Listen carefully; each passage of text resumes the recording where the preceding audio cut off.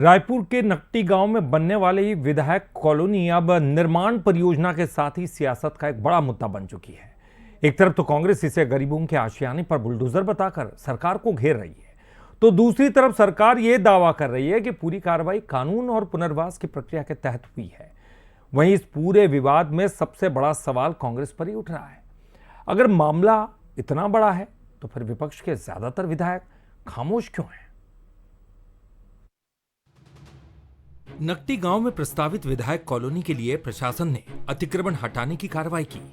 इसके बाद कांग्रेस ने इसे बड़ा राजनीतिक मुद्दा बना दिया। प्रदेश अध्यक्ष दीपक बैज और पूर्व मुख्यमंत्री भूपेश बघेल गांव पहुंचे। दीपक बैज ने सोशल मीडिया पर भी सवाल उठाया कि आखिर गरीबों के घर तोड़कर कौन बसना चाहता है। लेकिन इसी मुद्दे पर अब कांग्रेस खुद सवालों के घेरे में है। 35 विधायकों वाली पार्टी में अब तक सिर्फ 2 विधायकों ने खुलकर पत्र लिखकर विरोध दर्ज कराया है। धन्यवाद उन 2 विधायकों को, कम से कम शुरुआत और पहल तो किए कि उन्होंने चिट्ठी तो दे दिया। मैं समझता हूं अच्छी पहल है, अच्छी शुरुआत है और उम्मीद है कि भारतीय जनता पार्टी के विधायकों का भी चिट्ठी आएगा और वो भी निवेदन करेंगे कि गरीबों के घर को तोड़कर वह हमें मत दे दीजिए, आप नए रायपुर में कहीं दे दीजिए, हमें कोई आपत्ति नहीं है। फिर से कह रहा हूं, मेरे योजना पे आपत्ति नहीं है, लेकिन गरीब को घर को तोड़कर कोई योजना बनाए, इस पे हम सहमत नहीं। यहीं से सियासत का दूसरा अध्याय शुरू होता है। अगर विपक्ष इसे गरीब बनाम सत्ता की लड़ाई बता रहा है, तो फिर उसकी पूरी ताकत मैदान में क्यों नहीं दिख रही? क्या विरोध सिर्फ बयानों में है या फिर पार्टी के भीतर भी इस मुद्दे को लेकर?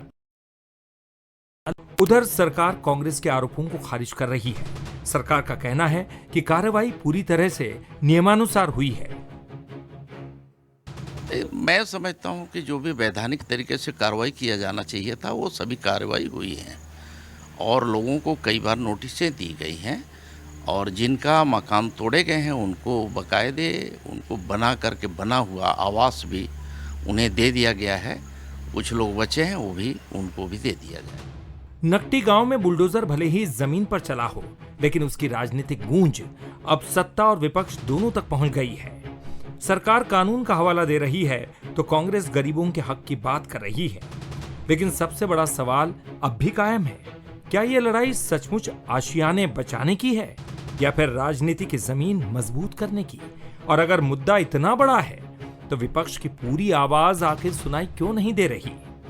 शिखर देवांगन, बंसल न्यूज, रायपुर।